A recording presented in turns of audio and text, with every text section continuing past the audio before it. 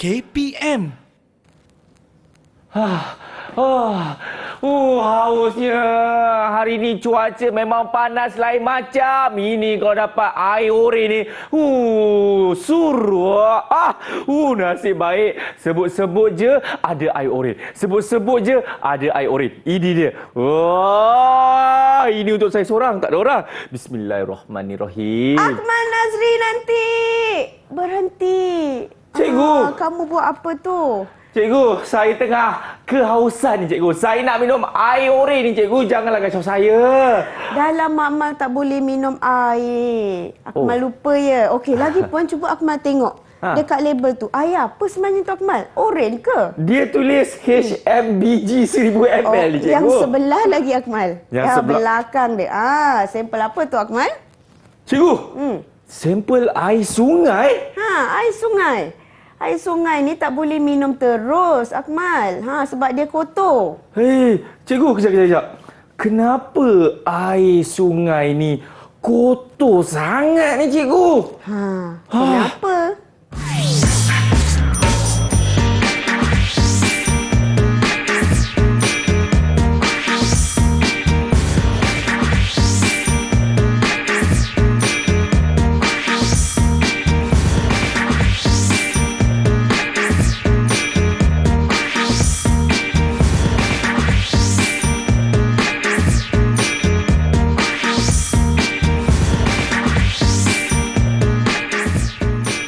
Hai, Assalamualaikum. Apa khabar semua? Bersama dengan saya, Akmal Nazri. Selamat datang ke Menengah Rendah. Murid-murid semua sihat ke? Alhamdulillah, terbaiklah. Hari ini, kita akan belajar bagi mata pelajaran sains di dalam Menengah Rendah kali ini. Tapi sebelum itu, saya pasti murid-murid pun dah tahu dah kan, guru yang akan mengajar kita kali ini iaitu Cikgu Hafisha. Apa khabar, Cikgu Hafisha? Ya, Alhamdulillah. Terima kasih. Ya, Sihat. terima kasih, Cikgu, kerana telah memberhentikan saya sebelum minum air sungai ni, Cikgu. Saya ingat air oren kodil tu. Bukan. Okey, kita juga bersama dengan jurubahasa isyarat. Lain tak bukan Indah, Cikgu Kulina. Apa khabar, Cikgu Kulina? Senyum sikit. Ya, itu dia, Cikgu Kulina. Baik, Cikgu, saya pastikan murid-murid semua macam tertanya-tanya. Cikgu, kenapa air sungai tu kotor sangat, Cikgu? Saya tengok macam air ore pun ada, air asam jawa pun ada, Cikgu Hafisha. Cuba Cikgu terangkan. Okey, sebenarnya dalam air sungai ni kita ada banyak bahan cemar. Kita ada sampah, kita ada daun, ada kayu, ada bahan terlarut, ada mikroorganisma dan ada bahan terampai. Jadi hari ni kita nak belajar macam mana nak bersihkan air sungai ni dari keruh macam ni sampai jadi jernih. Ini macam air pipe yang dekat rumah Akmal. Betul ke ni, Cikgu? Iya. Boleh ke, Cikgu? Mestilah boleh. Boleh ke tak boleh? Jom kita mulakan kelas kita bersama dengan Cikgu Hafisha dalam mata pelajaran sains, iaitu babnya pembersihan dan pembekalan air. Mari kita mulakan. Okey, jadi ini hari ini kita akan belajar tentang pembersihan dan pembekalan air, sains tingkatan 2. Okey, jadi air, Akmal. Ya. Air ni ialah satu sumber semula jadi. Betul. Apa dia contoh-contoh air yang Akmal tahu? Air mata kucing, air longan, air tembikar, air laici, Cikgu. Okey, itu air minuman. Okey. Jadi, sumber-sumber air mentah contohnya seperti air laut, air sungai, air mata air, air hujan. Ini adalah sumber air mentah paling banyak sekali daripada air hujan. Kemudian kita ada air tasik, kita ada air perigi. Okey, jadi hari ni kita nak tengok macam mana dari air yang keruh tu, aku nampak kan? Daripada warna keruh tu kita nak bersih dan rawat dia sampai jadi jernih. Okey, jadi macam yang cikgu cakap tadi, Akmal. Dalam sampel air ni kita ada sebelum dibersihkan dia ada bau dia, ada rasa, ada warna yang kalau macam ni kurang menyenangkan. Bau dia, Cikgu bau pun kita rasa tak boleh nak minum kan. Itu kurang menyenangkan. Ya, kemudian ada mikroorganisma yang kita nak singkirkan. Kenapa kita nak singkirkan mikroorganisma ni, Akmal? Takut nanti bila kita minum nanti tak adalah sakit perut. Betul, pandai Akmal. Kemudian kita ada bahan terlarut dan bahan terampai. Okey, jadi semua ni kita nak bersih dan rawat dia untuk jadi air yang lebih jernih. Okey, jadi hari ni cikgu akan terangkan ada 4 kaedah untuk membersihkan air. Okey, jadi kaedah yang pertama. Iaitu? Kaedah pertama namanya pendidihan. Okey, di mana pendidihan ini kita akan dapat singkirkan mikroorganisma. Dan yang kedua, pengklorinan. Pendidihan dan pengklorinan sama, dua-dua boleh membunuh mikroorganisma. Okey. Kemudian cara yang ketiga, penurasan. Penurasan ni kita boleh asingkan atau pisahkan benda asing terampai. Contohnya daun ke ataupun bahan-bahan yang terampai lah. Okey, kemudian yang keempat ialah penyulingan. Penyulingan ni paling power sekali, Akmal. Iyalah, dia boleh singkirkan mikroorganisma, bahan terampai dan juga bahan terlarut. Semua dia boleh asingkan. Itu penyulingan. Jadi ada 4 kaedah tadi, Akmal. Macam mana nak ingat tu? Mungkin P. Sebab dia banyak P kat situ kan di awalnya. Okey, didih, klorin, turas, suling. Didih, klorin. Dia tak kuat sikit. Didih. Klorin kuat. Kemudian T turas. Okey, dan S sikit. Dia tak takut sikit. Okey. So kita lihat ni dalam makmal macam mana kita punya setting ni. Okey, jadi dalam makmal untuk pendidihan. Ini cikgu ada penunu bansen. Ini yang ramai murid suka main tu, cikgu. Waktu dekat makmal sains kan. Jadi penunu bansen ni guna dia untuk mendidihkan air. Macam mana kita nak tahu dia dah mendidih, Akmal? Kita gunakanlah tu, cikgu, yang suhu tu. Kita letak dalam dia kan. Ya, boleh guna termometer, tapi bila dia mendidih akan adanya gelembung udara yang terhasil dari bahagian bawah naik ke atas. Itu maksudnya dah mendidih. Ataupun kalau macam Akmal kata tadi, guna termometer mesti 100 darjah Celsius. Betul. Kemudian yang kedua ialah pengklorinan. Pengklorinan ni kita cuma masukkan klorin di dalam air kolam. Okey. Kemudian yang ketiga, boleh cikgu ke sana? Boleh, cikgu, silakan. Yang ketiga ialah yang ni apa namanya, cikgu? Penurasan. Okey, penurasan. Penurasan kita ada. Ini nama dia silinder penyukat. Kemudian kita ada corong turas. Okey, kita ada. Okey, so ini ialah setting untuk penurasan. Okey. So kalau air tu sikit, bolehlah kita guna ni kan, Akmal kan? Macam mana penurasan tu dilakukan macam ni ya. Tengok ni murid-murid. Berikan tumpuan yang sepenuhnya. Nampak kita letak air sikit demi sedikit. Mesti gunakan macam tu Jadi penurasan ni dia memang makan masa. Ada setitik-setitik kan. Ni yang batu-batu ni, cikgu. Penurasan ni kalau dalam makmal sampel airnya sedikit, bolehlah kita guna kertas turas. Tapi kalau sampel yang banyak, contoh 1 liter. Macam mana kita gunakan ini? Ini model penurasan juga, tapi kita gunakan penapis semula jadi. Iaitu kita ada lapisan pasir, kita ada lapisan batu. Okey, pasir yang paling halus di bahagian bawah. Betul. Kemudian kita ada saiz-saiz batu yang berbeza. Betul lah, cikgu. Batu besar, batu sederhana, batu kecil. Ini yang macam orang kata RO cikgu. Inilah dia model dia. Ini model reverse kecil. Osmosis. Itu yang lain tu, Ahmad. Okey.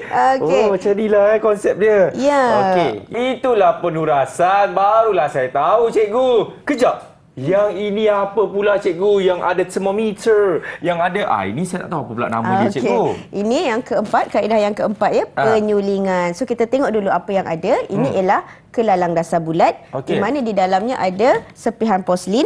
Kemudian kita ada penunu bansen. Ni tungku kaki 3 macam biasalah.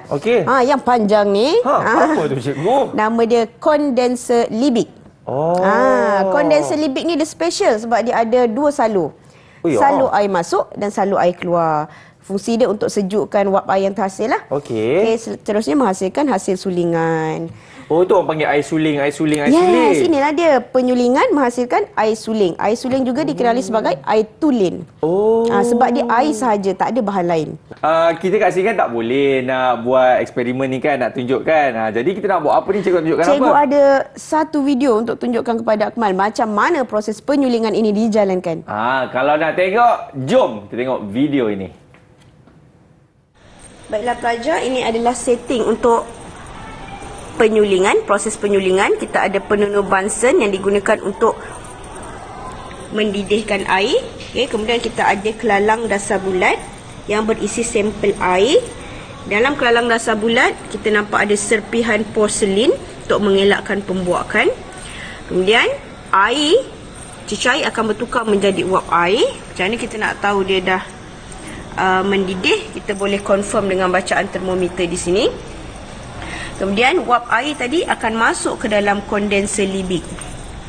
Okey, pada kondenser libik kita ada dua salur, iaitu salur air masuk dan salur air keluar.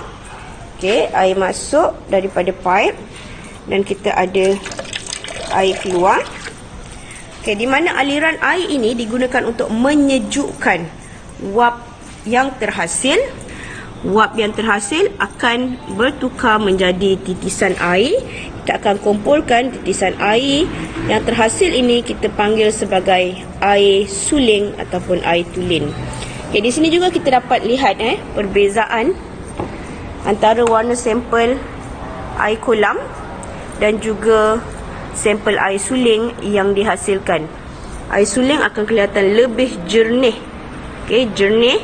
Manakala tadi air kolam itu ialah keruh.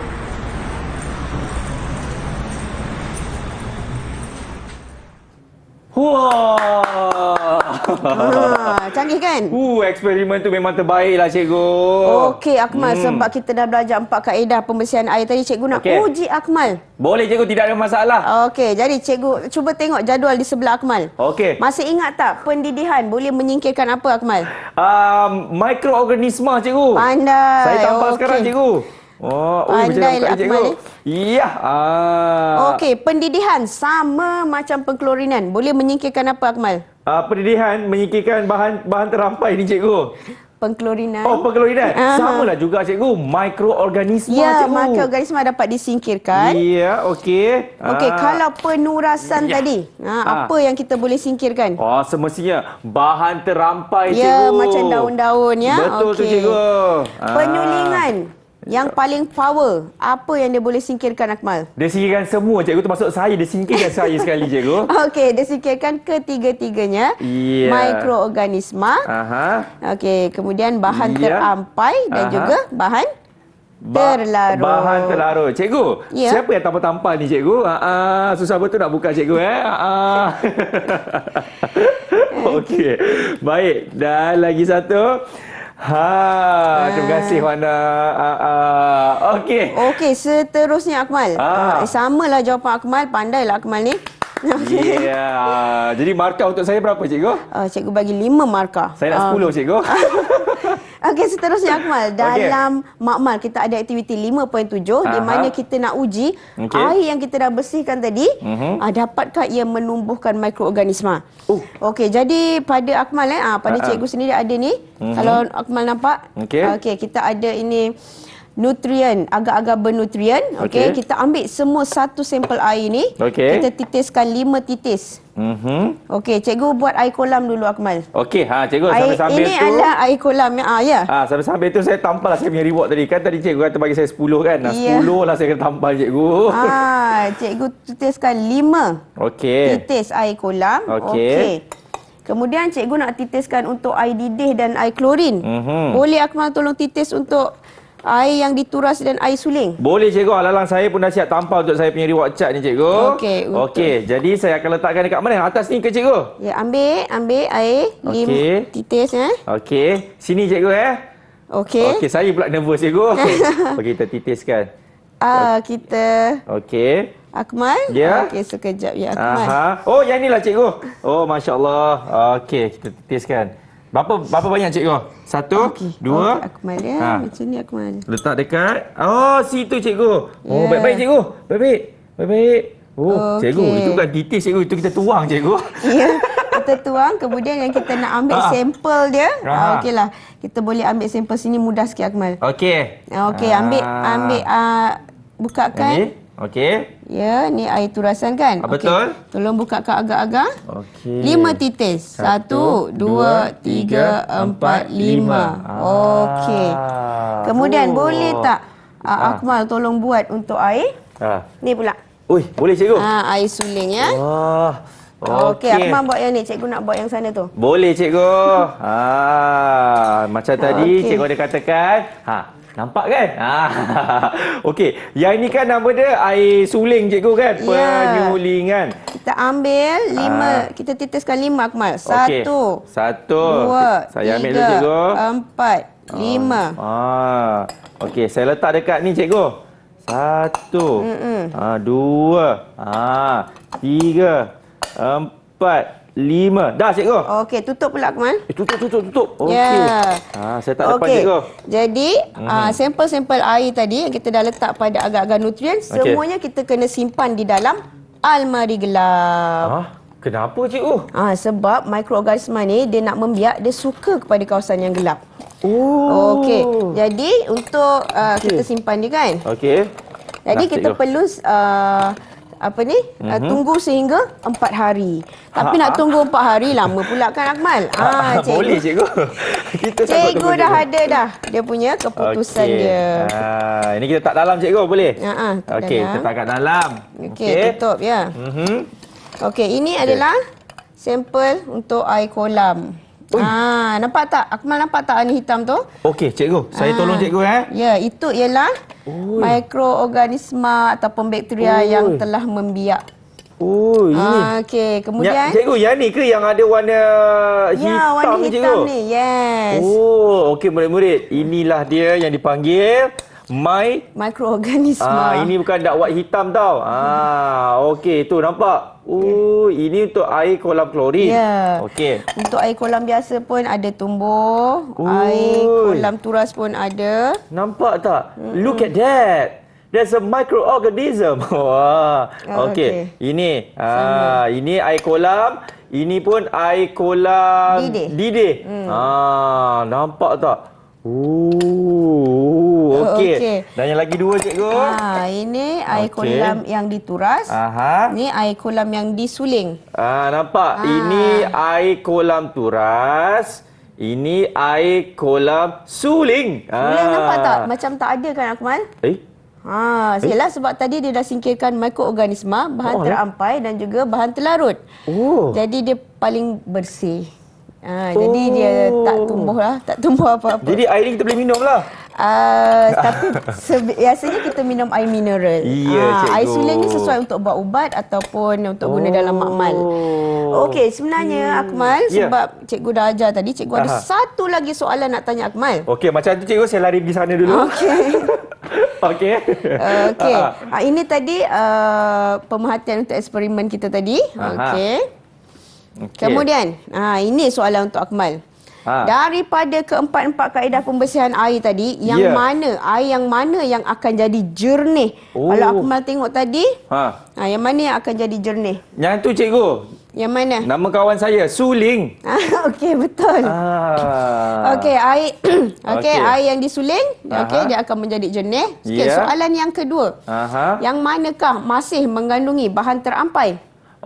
Yang mana mengandungi bahan terampai, cikgu? Kalau kita tengok dekat sini, cikgu, pengklorinan, yang pendidihan kan. Jadi semestinya yang air didih tu, cikgu, pendidihan tu. Ya, betul? Ya, nampak tak? Hanya 2 soalan saja telah meyakinkan kepada guru dan juga murid di sana yang Abang Akmal ni memang bijak, cikgu. Kita nak bertirahat dulu, boleh ke, cikgu? Kita bertirahat dulu. Okey, jadi murid semua jangan ke mana. Selepas ini kita akan kembali lagi dalam Menengah Rendah.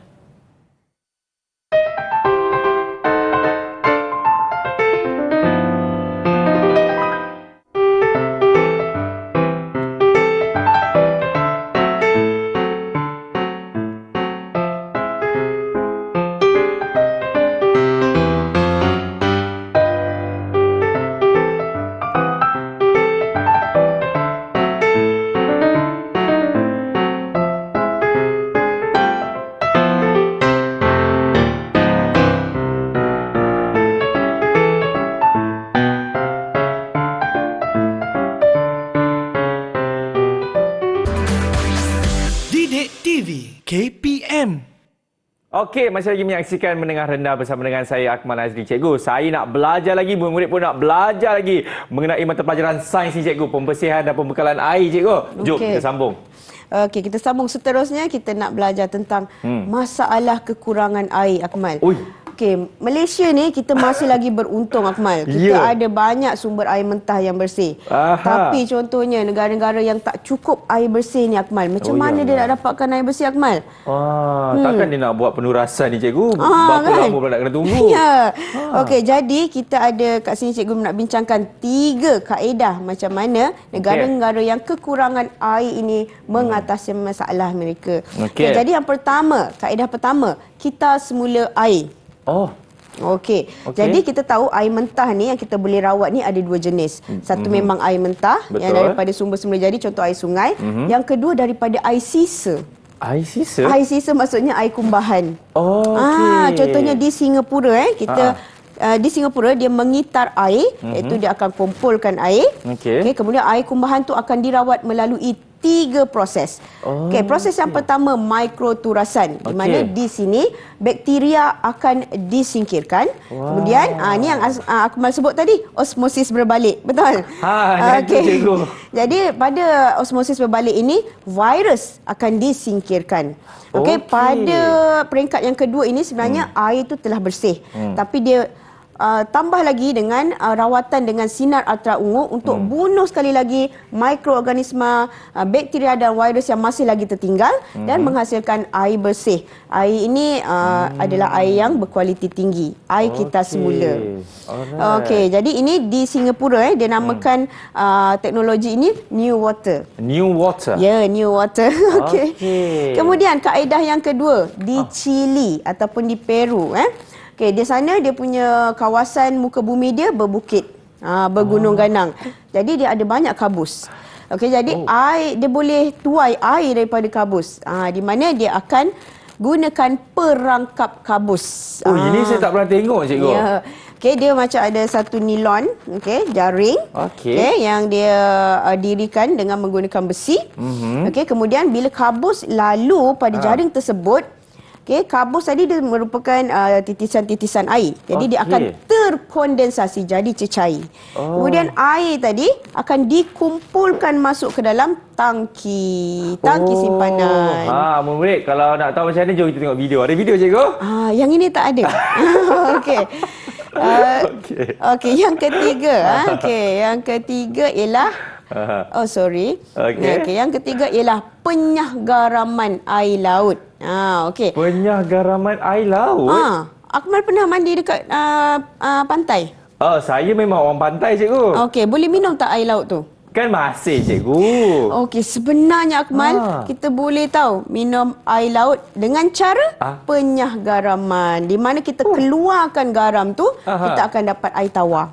Macam mana proses itu, cikgu? Kita tengok proses dia. So ini dekat negara-negara Arab dia ada buat ni. Jadi air laut tadi mula-mula dia akan dipam masuk ke dalam satu sistem rawatan yang awal. Itu di mana di sini dia akan turas sampah, pasir, bakteria ataupun organisma laut dia tak boleh masuk lah. Jadi kemudian dia akan dinyah garam. Proses penyah garam. So mana di sini ada satu tapisan untuk garam itu disalurkan keluar dan dihasilkan air mentah. Jadi air tadi yang lebih banyak garam tadi, kita namakan dia sebagai air kumbahan. Dia lebih masin dari air laut. Tapi sebelum kita lepaskan ke laut, dia akan masukkan sekali dengan air kumbahan industri. Kemudian barulah dikembalikan ke laut. Dia ada 2 tau. Kemudian air yang dah jadi air tawar tadi, dia akan pergi ke rawatan akhir, iaitu dia masukkan klorin. Untuk membunuh bakteria. Ingat tadi? Membunuh mikroorganisma kan? Kemudian barulah di sini air dah bersih, kita akan simpan di dalam tangki dan hantar di rumah-rumah. Jadi ada 3 kaedah macam mana kita nak kita semula. Yang pertama tadi kita semula air. Kemudian kita perangkap air daripada kabus. Ataupun kita buat penyahgaraman. Air laut. Ini ada video, cikgu? Yang ini pun tak ada. Jadi cikgu ada satu soalan untuk Akmal. Untuk saya ke, cikgu? Ya, untuk Akmal lah. Dalam skrip tak ada pun, cikgu. Ini pendapat Akmal. Pada pendapat Akmal lah, kalau Akmal diberi pilihan. Tadi air kita semula daripada air kumbahan. Okey, dia dah kita semula, boleh minum. Okey. Dengan air yang kita rawat dari sumber air sungai macam kat Malaysia. Okey. Okey, yang mana satu Akmal nak pilih kalau diberi pilihan? Okey, kita berdiri rehat dulu boleh cikgu? Kena jawab juga cikgu Oh, okey. Pilih. Dia tak ada salah ke betul Akmal? Dia sebab saya rasa dua-duanya selamat diminum. Ya, kerana betul. kita telah melakukan satu proses yang di mana air yang orang kata mungkin air yang kita tak rawat, tapi melalui satu proses yang kita dah rawat, jadi ianya selamat untuk diminum cikgu. Ya, dia selamat untuk diminum. Jadi saya akan memilih jawapan, kita tanya cikgu Kulina macam mana. Dia nak air yang mana satu Saya rasa saya akan ambil air kitar semula cikgu. Okey, air kita semula boleh tapi macam kalau kat Malaysia kita ambil air sungai yang terawat. Tapi dua-dua pun boleh Akmal. Dua-duanya selamat diminum kan cikgu? Selamat diminum dua-duanya. Okey cikgu, memandangkan saya pun dah bagi jawapan yang agak bijaksana sebenarnya kan. Jadi itu tak apa Akmal, dia pendapat masing-masing. Ya, yang ni pun boleh bagi markah ke cikgu? Boleh Akmal, cikgu bagi Akmal 3 bintang. Kejap lagi saya tampar cikgu. Sebab apa? Sebab kita nak berhenti rehat dulu. Murid-murid, jangan pula pergi minum air sungai. Air sungai tak selamat untuk diminum, betul kan cikgu? Ya, kita kena rawat dulu. Kita minum dulu air yang telah dirawat ataupun air bersih. Murid jangan kemana Selepas ini kita akan kembali dalam Mendengar Rendah. Cikgu, jom pergi pantai. Okey, cikgu.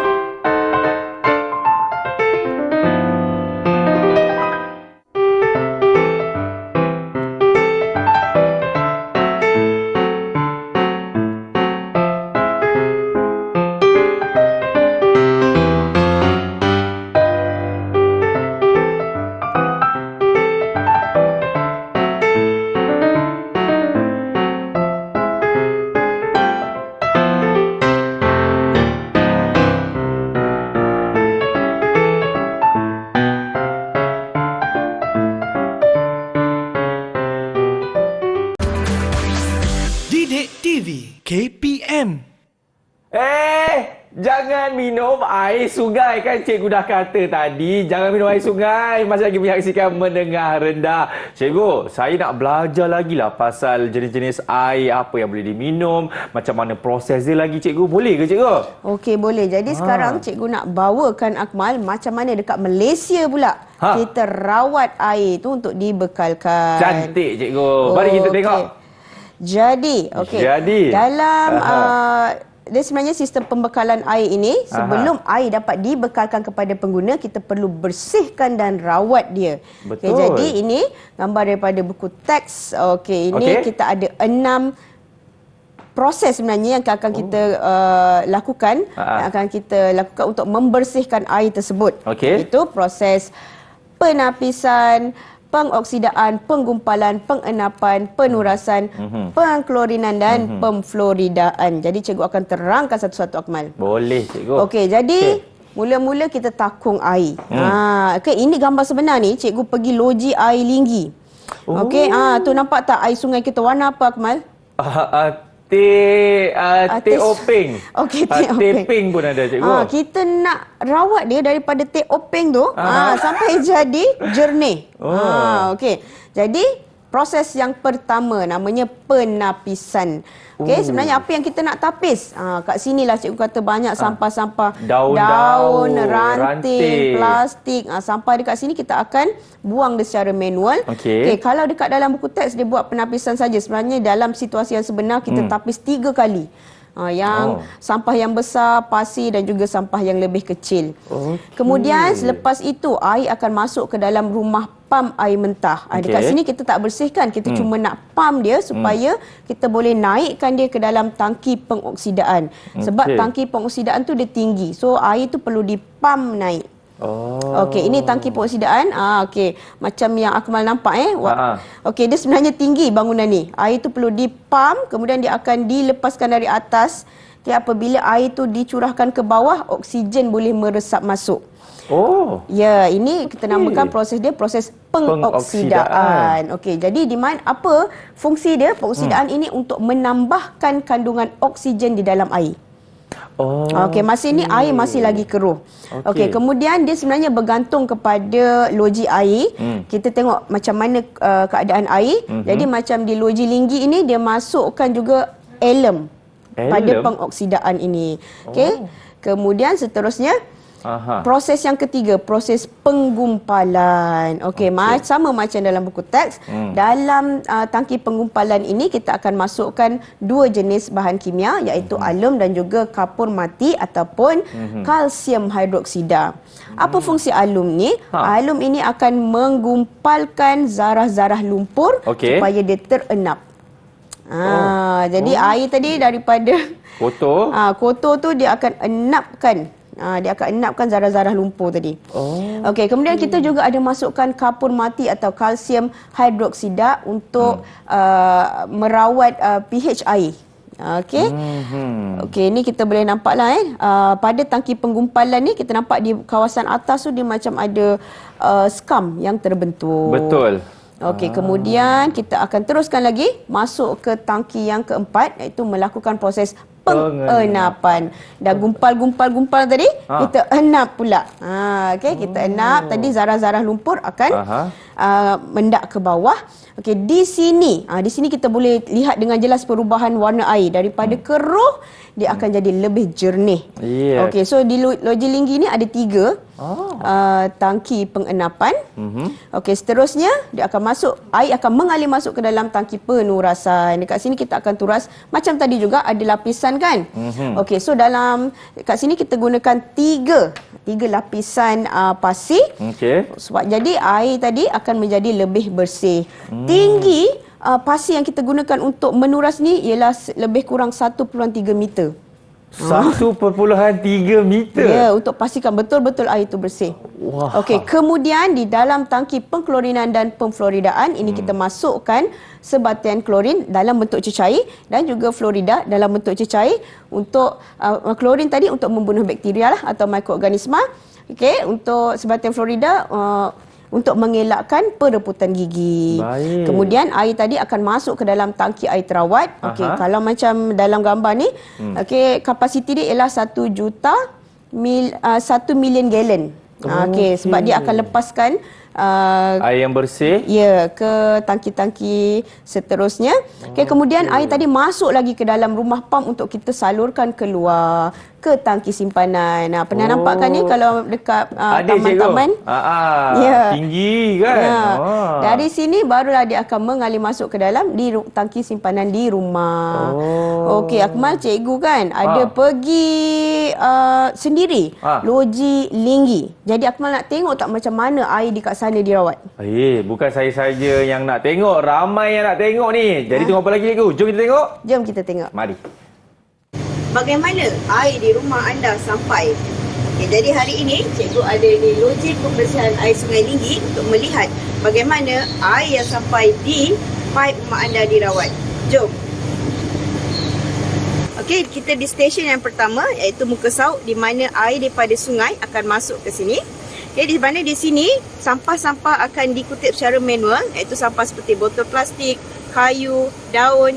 Okay, jadi di sini kita akan kutip secara manual untuk dapatkan air bersih untuk dirawat. Jadi ingat murid-murid di rumah, jangan buang sampah di longkang sebab semua sampah kamu akan sampai ke sini. Dari Muka Sauk, air akan masuk ke grid chamber untuk memerangkap pasir. Dari grid chamber, air akan masuk ke penyaringan dinamik untuk memerangkap sampah yang lebih kecil. Kemudian dari penyaringan dinamik, air akan masuk ke rumah pam air mentah untuk disalurkan ke aerator. Inilah keadaan di dalam rumah pam air mentah.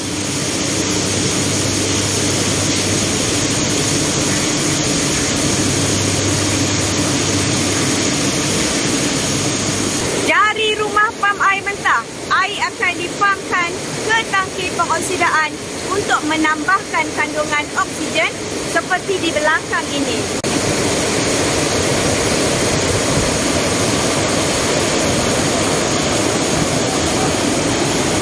Di tangki pengoksidaan, alum juga akan dimasukkan untuk merawat air. Kemudian, air akan masuk ke tangki flow. Di sini kita akan dapat melihat pembentukan skam di permukaan atas air. Di sini, 4 bahan kimia dimasukkan ke dalam tangki flow, iaitu klorin, karbon, kapur dan juga polimer. Dari tangki flok, air akan mengalir masuk ke dalam tangki pemendapan. Kita ada 3 di sini, 3 tangki pemendapan. Yang pertama, kedua dan ketiga. Di sini, bahan-bahan terampai akan mula mendap dan air bersih akan berada di atas. Di sini kita dapat melihat perubahan kekeruhan air, di mana apabila masuk air keruh dan apabila telah memasuki tangki pemendapan, air akan menjadi lebih jernih.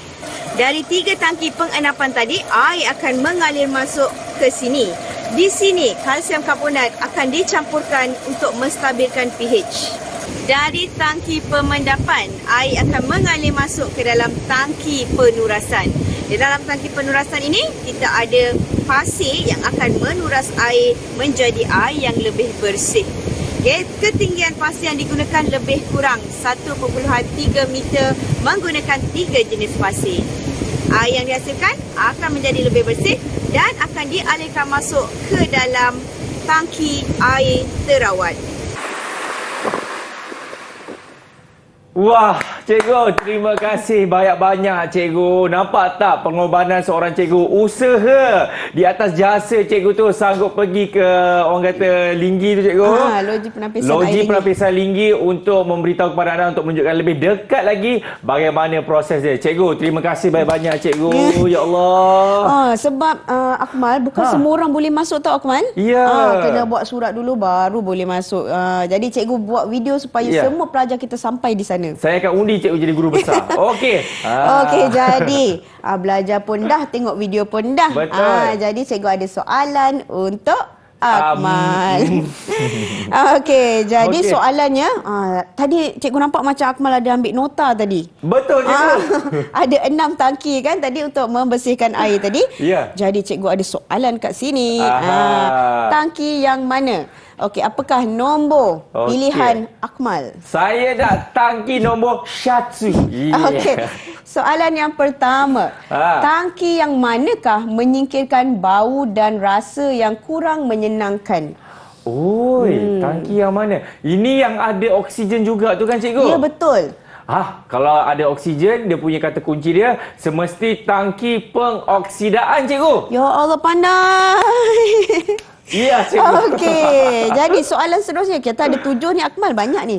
Saya nak nombor 1. Nombor 2. Nombor 2 Ya. Okey, soalan yang kedua. Apakah 2 bahan yang ditambah ke dalam tangki penggumpalan? Ada 2 tadi bahan kimia. Itu cikgu. Alah, 1 alum, betul. alum. Lagi 1 tu. Yang untuk pH tu. Kapur mati. Kapur mati ataupun kalsium hidroksida. Betul, Akmal. Terima kasih cikgu. Cikgu, saya kalau boleh nak jawab semua cikgu, tapi bukan apa, tak naklah orang kata riak sangat cikgu kan. Jadi markah berapa yang cikgu nak bagi kepada saya cikgu? Okey, cikgu boleh bagi 4. 4 cikgu? Setiap satu ni 2 boleh? Saya akan letakkan 40 cikgu. Okey. Baik, jadi saya pernah dapat 40 bintang. Okey, kita nak berhenti rehat dulu murid-murid. Ini merupakan satu penerjalanan yang cukup seronok. Tapi nak tahu apa lagi yang cikgu akan kongsikan? Semuanya selepas ini. Anda semua jangan ke mana-mana.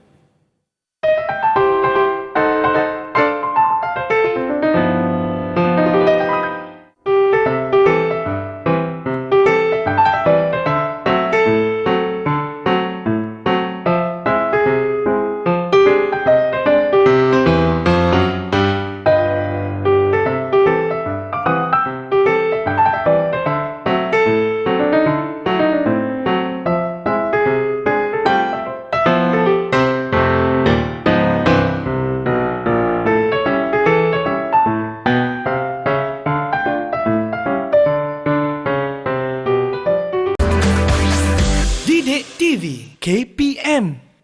Alright, masih lagi menyaksikan mendengar rendah bersama dengan saya Akmal Azli. Cikgu, saya tak puas lah cikgu. Saya nak belajar lagi cikgu pasal air ni. Bolehkah kita sambung cikgu? Ya, boleh. So last cikgu akan sentuh tentang kelestarian air. Dah last dah, janganlah last cikgu. Okey, kelestarian air ni apa yang kita nak belajar, Akmal? Okey. So kita nak tahu apa dia 4 bahan pencemar yang biasanya mencemarkan air dan cara untuk mengatasinya. Okey, jom. Okey, jadi bahan cemar yang pertama ni yang memang semua daripada rumah semua ada bahan buangan domestik. Okey, maksudnya buangan tu sampah daripada rumah. Okey. Kemudian yang kedua ialah bahan buangan industri. Okey, yang ini yang kita tak boleh kawal lah sebagai orang individu tapi kita boleh gunakan pihak-pihak yang berkuasa lah untuk mengawal bahan buangan industri. Kemudian bahan kimia dalam pertanian. Okey, ini pun kita boleh educate sebenarnya para petani. Okey, kemudian yang keempat, ini pun kita tak boleh kawal tumpahan minyak. Ya, kadang-kadang kapal yang berlayar dia nak kurangkan kos sebab sebab kalau nak pergi ke pelabuhan dulu baru buang minyak dia banyak kos. Jadi malam kau orang tak nampak ada tumpahan minyak kan. Okey, jadi kita dah tahu masalahnya, macam mana cadangan untuk mengatasinya. Okey, jadi untuk bahan buangan domestik, cikgu ada sediakan ni 3 cara mengatasi. Okey, jadi yang pertama, menaik taraf sistem pembentungan di seluruh negara. Sistem pembentungan ni apa, Akmal? Tempat tu cikgu yang sampah-sampah tu kan? Ya, pembentungan ni lebih kepada buangan seperti air kecil, air besar kita tu. Okay. Sampah jugalah tu kan? Ya, okey, kita akan naik taraf sistem pembentungan. Yang kedua, ini kita boleh didik masyarakat untuk cara pembuangan sampah yang betul. 3R, kita gunakan 3R Kita semula kalau boleh. Kemudian yang ketiga, menyediakan kemudahan sanitasi yang sempurna di kawasan pedalaman. Oh, boleh cikgu Ya, sebabnya kawasan pedalaman ni masih ada lagi yang tak dapat air bersih tu, mereka membuang di sungai-sungai kan. Okey, jadi kita boleh naik taraf dengan menyediakan kemudahan sanitasi supaya air sungai itu lebih bersih. Betul. Okey, kalau bahan buangan industri, ini memang kita tak boleh pergi secara individu, tak boleh lah kan, membantah tak boleh kan, tapi kita boleh gunakan pihak-pihak yang berkuasa melalui undang-undang. Bagaimana caranya? Rawat dulu air ni, sisa air ni sebelum dibuang. Jadi contohnya kita boleh gunakan ada peraturan-peraturan kualiti alam sekitar, PPKAS. Okey, di mana contohnya buangan berjadual 2005, PPKAS effluent perindustrian 2009, PPKAS untuk kumbahan tahun 2009. Okey, ada cikgu Ya, ada undang-undangnya. Okey. Okey, kemudian yang ketiga, bahan kimia dalam pertanian. Kadang-kadang para petani ni dia suka gunakan pestisid, lebihan baja supaya sayur supaya sayur dia sihat, gemuk, cantik kan. Tapi dia tak tahu sebab bahan-bahan ini boleh accumulate dekat dalam sayur tersebut. Kita makan sekali memang kita tak sakit. Betul. Tapi kalau dah bertahun-tahun dia akan accumulate dalam badan dan buatkan kita sakit. Jadi apa caranya? Kita boleh gunakan racun perosak yang bersifat terbiodegradasi, iaitu dapat diuraikan secara semula jadi. Okey, oleh pengurai semula jadilah. Okey, kemudian tumpahan minyak. Tumpahan minyak ni pun kita tak boleh sebagai orang individu pula nak teropong siapa kapal Siap malam kan? Kan malam pula kan. Jadi kita boleh minta tolong dengan bukan minta tolong, maksudnya pihak berkuasa lah yang boleh membuat cara mengatasi ni. Contohnya membendung dan pungut tumpahan minyak di laut menerusi rancangan kontingensi kebangsaan kawalan tumpahan minyak semakan tahun 99 dan 2000. Okey, dan juga meningkatkan pengawasan melalui udara dengan kerjasama unit udara polis. Okey, sebab kita secara individu tak dapatlah untuk mengawal tumpahan minyak ni. Okey, jadi ni cikgu nak kongsikan sedikit. Ini cerita yang betul ni. Keracunan raksa di Teluk Minamata, Jepun. Okey, cuba kalau Akmal nampak nampak boleh cacat budak tu kerana dia terdedah dengan raksa. Raksa ini merkuri. Dia ada satu syarikat di Jepun ini. Dia keluarkan, dia lepaskan bahan buangan merkuri ni ke dalam laut. Okey, dan penduduk di Teluk Minamata ni pula kebanyakannya nelayan. Jadi bila dia tangkap ikan bawa balik rumah, sebulan, 2 bulan, 3 bulan dah nampak ada banyak penyakit yang sama. Okey, jadinya sebenarnya sampai sekarang ada lagi kesan keracunan raksa di Teluk Minamata ni, dan masih lagi rakyat di sana masih lagi protes dan perkara ini cikgu. Perkara ini dia memang dah stop, tapi dia masih lagi keluar terpaksa maksudnya rakyat di sana masih lagi ada yang terkesan dengan keracunan raksa ini sampai sekarang. Padahal ini pada tahun 1960-an. Maksudnya lama dah sebab 60 tahun dah cikgu. Ya, apabila raksa tu masuk ke dalam badan, dia boleh accumulate dan dia akan dipaskan ke generasi seterusnya. Ya, sebab tu kita kena jaga kita punya air kita jangan sampai tercemar. Jangan sampai. Ingat tu murid-murid saya rasa ni bukan satu perkara yang cukup kita kena pandang serius. Ya. Kenapa air ini kita kena perlu jaga. Kalau tak betul. nanti contohnya macam baru saya cikgu sebutkan tadi. Ya. Okey Akmal. Ya. Nampak macam dah faham tu. Faham dan juga sedih sikit dengan perkara tadi tu cikgu. Okey, jadi cikgu ada soalan untuk mengurangkan kesedihan Akmal. Alright, okey. Okey, soalan yang pertama Akmal. Apakah masalah pencemaran air yang dihadapi di kawasan pantai atau laut? Okey, cikgu. Saya sambungkan cikgu. Kalau kita tengok tadi, okey, yang mana? Sampai-sampai cikgu minum air tu, saya nak beritahu kepada anda. Kita tahu kan, masalah pencemaran air ni, yang dihadapi di kawasan pantai ataupun laut memang adalah satu perkara yang cukup serius. Yelah, kalau tak tadi, nampak tak apa jadi dekat penduduk-penduduk di Jepun. pantai apa cikgu? Teluk Manimata. Teluk Manimata di Jepun. Jadi, apakah masalahnya? Teluk cikgu. Apa tadi nama teluk dia? Teluk Manimata. Itu yang saya nak sebut tadi. Okey, jadi jawapan untuk soalan pertama ini adalah semestinya apabila kadang-kadang malam-malam kan orang bawa kapal besar-besar ni dia tumpahkan minyak cikgu. Betul ni jadi Akmal. itulah dia. Ini merupakan satu perkara yang cukup dahsyat sebenarnya cikgu kan. Ya, sebab apa tahu bila tumpahkan minyak tu Ya. dia akan merebak. Ya. Kawasannya banyak yang diliputi, jadi ikan-ikan tu kesian dia mati dia. Apa Minamata ke cikgu? Teluk Minamata. Ya, betul. Teluk Minamata Jepun. Jangan tersalah sebut pula. Okey? Alright. Okey, soalan yang kedua Akmal. Cadangkan 3 cara mengawal pencemaran air. Cadangkan 3 cara mengawal pencemaran air cikgu. Saya rasa apa tadi yang boleh kita buat? banyak sebenarnya cikgu. Okey, contohnya Akmal. Yang pertama apa dia murid-murid? Betul. Diorang kata cikgu. Yang kedua apa pula? Betul. Dan yang ketiga apa? Jawapan yang anda berikan memang terbaik murid-murid. Itu dia cikgu. Saya cukup bangga dengan mereka ni cikgu. Ya. Okey. Yang mana pertama tadi adalah apa dia? Ya, untuk pembentungan tu cikgu kan. Ya, sistem pembentungan. Sistem pembentungan tu kita kena ni. Yang kedua, kita kena mendidik masyarakat supaya jangan membuang benda-benda yang tak sepatutnya ke dalam air cikgu. Ya. Sungai ke apakah. Yang ketiga apa tadi murid ada sebut tadi?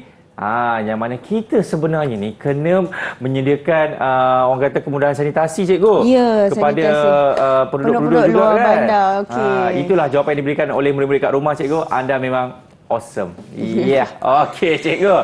Jadi berapakah markah bukan untuk saya tapi untuk mereka yang menjawab soalan tadi tu cikgu? Okey, sebab 4 markah boleh dapat 8 bintang. Okey, nanti saya tambahlah cikgu sebab 8 bintang kan. Jadi, kita pun dah sampai di penghujungnya cikgu mungkin boleh berikan rumusan apa yang kita dah belajar setakat ini cikgu silakan. Okey, jadi tadi kita dah belajar tentang 4 cara pembersihan air, kemudian negara-negara yang kurang air. Okey, terpaksa rawat air kita semula kan. Ya. Kemudian kita dah belajar juga macam mana membersihkan air dan membekalkan air di Malaysia dan juga bahan cemar dan cara mengatasinya. Jadi murid-murid di rumah cikgu harap semua orang akan meningkatkan kesedaran supaya jangan cemarkan air. Sekarang kita memang masih lagi beruntung kita ada air mentah yang bersih. Jangan sampai kita jadi macam negara jiran kita kekurangan air terpaksa. Kita semula air kumbahan. Air kumbahan, air yang kita buang air kecil dan besar tu, kita kita semula untuk minum. Sanggupkah anda? Kan, sanggup tak? Ya, sanggup tak sanggup. Yang penting jagalah kita punya alam semula jadi Sumber juga air, kan. betul. Terutamanya sumber air. Ya, betul. Okey, jadi cikgu dari segi pentaksiran keseluruhan oleh pelajar cikgu ni macam mana cikgu? Okey. Cikgu tengok slot 1, slot 2, 3, 4 semua boleh jawab Akmal. Ya. Nampak? Ya. Jadi cikgu bagi Akmal 110/100. Alhamdulillah. Terima kasih cikgu. Malangnya tak cukup bintang 100 kat sini sini cikgu. Okey, jadi kalau murid-murid mahu guru-guru nak buat bahan-bahan rujukan kat mana cikgu? Silalah lawati portal Delima. Dekat sana dah ada ikon Didik TV. Ya, terima kasih banyak kepada Cikgu Hafizah di atas perkongsian tersebut dan tak lupa juga jurubahasa isyarat kita, Cikgu Kulina. Dan murid-murid, terima kasih kerana memberikan 100% tumpuan di dalam mata pelajaran kali ini. Okey, kita ucapkan selamat berjaya kepada anda. Saya Azman Nazri. Jumpa lagi. Assalamualaikum. Bye-bye.